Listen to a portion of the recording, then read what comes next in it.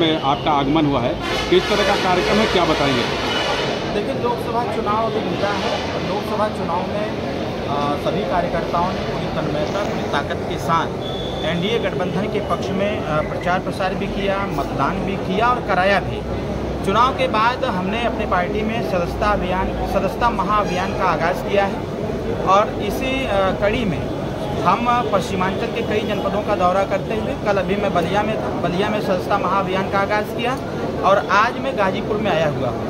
हर बार की तरह इस बार भी जिस प्रकार से पार्टी के संविधान में है कि 3 साल की सदस्यता हम दिलाते हैं और 3 साल की सदस्यता के बाद जब 3 साल पूरा हो जाता है तो सदस्यता भंग करते हुए नए सिरे से और नए रूप में सदस्य का चयन करते हैं, फिर उन्हीं को संगठन में विस्तार भी देते हैं। तो उसी कड़ी को पूरा करने के लिए सुहेलदेव भारतीय समाज पार्टी के संगठन को और मजबूती प्रदान करने के लिए और इस महासदस्यता अभियान को ग्रामीण स्तर तक पहुंचाने के लिए आज हम कार्यकर्ताओं से संवाद करने के लिए आए हुए हैं।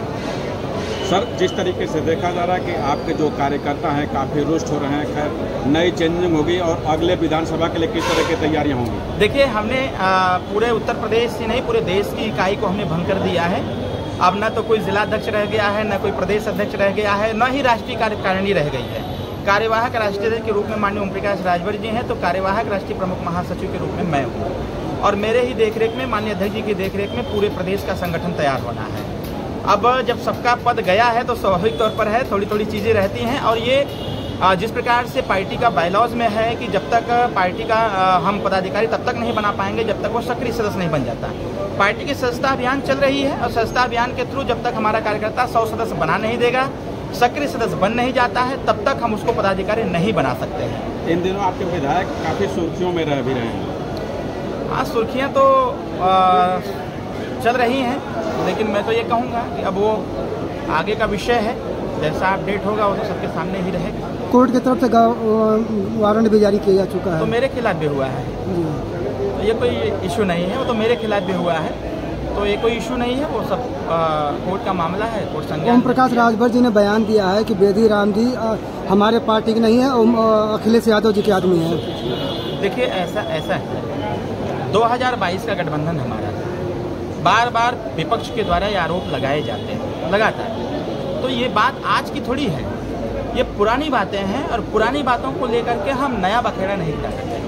हम सुहेलदेव भारतीय समाज पार्टी, हमारे विधायक सुहेलदेव भारतीय समाज पार्टी और सुहेलदेव भारतीय समाज पार्टी हर बार जब भी कोई स्टैंड लेती है तो बाकायदे सोच समझ के लेती है। हाँ, ये बात मैं जरूर कहना चाहता हूँ कि जो विपक्ष बार बार कहता है कि 17 सीट दे करके ओम प्रकाश राजभर जी ने, यादव जी हमेशा से इनकी यही चाल रही। 17 सीट दिए, 17 सीटों पर उन्होंने मैक्सिमम प्रत्याशी अपने दिए और अपने प्रत्याशी देने के बाद वो सुहेलदेव भारतीय समाज पार्टी को खत्म करने की नीयत से इस प्रकार से किया था।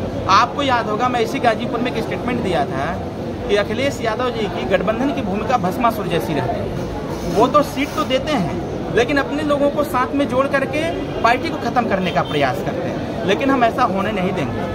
हम कार्यकर्ता, अगर हमारा विधायक जीता है तो कार्यकर्ताओं के आशीर्वाद, सहयोग और उसके मेहनत से जीता है।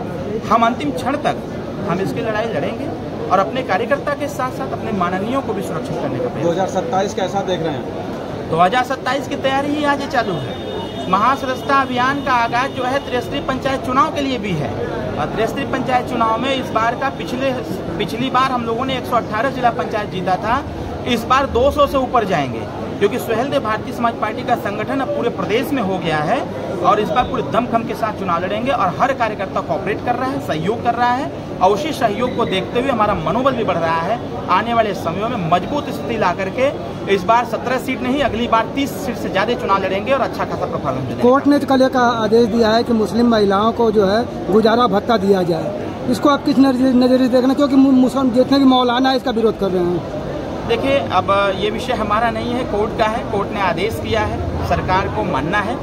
सरकार के हम अंग नहीं हैं, हमारे नेताजी माननीय पिताजी मंत्री हैं, इसका जवाब वो अच्छे से दे पाएंगे क्योंकि वो विभागीय मंत्री भी हैं। हम सुहेलदेव भारतीय समाज पार्टी चलाते हैं, हम अपने कार्यकर्ताओं से संबंधित कोई प्रश्न हो उसके एकदम चाप के जवाब देंगे, लेकिन सरकार के संबंधित कोई प्रश्न आप पूछेंगे हमसे तो इसका मैं जवाब इसलिए नहीं दे पाऊंगा क्योंकि इसका जवाब विभाग के लोग देंगे। तो ऐसे में जो आपके पिताजी ने बयान दिया है बेदी राम जी को लेकर, उस पर क्या आप कायम है या क्या आप उसका कोई अलग? वो बाबूजी का बयान है, उसका बखूबी जवाब बाबूजी देंगे। आपने हमसे पूछा सीट को लेकर के, प्रत्याशी को लेकर के, मैंने उसका जवाब दिया और मैं इससे भाग भी नहीं रहा हूँ। मैं तो कह रहा हूँ कोर्ट साबित करेगा ना भाई, कौन सही है कौन गलत है। व्यक्ति विशेष थोड़ी साबित करेगा, विपक्ष थोड़ी साबित करेगा। ये मामला कोर्ट का है, कोर्ट समझे, कोर्ट जैसा जवाब देगा उस पर हम काम करेंगे। लेकिन मैं आज कह रहा हूँ हमारा विधायक मेरे साथ है, हमारा विधायक मेरी मीटिंग में है और जब तक कोर्ट कहने देता तक हम चपे रहेंगे एकदम, कहीं कोई दिक्कत नहीं है। बहुत सही, बहुत सही।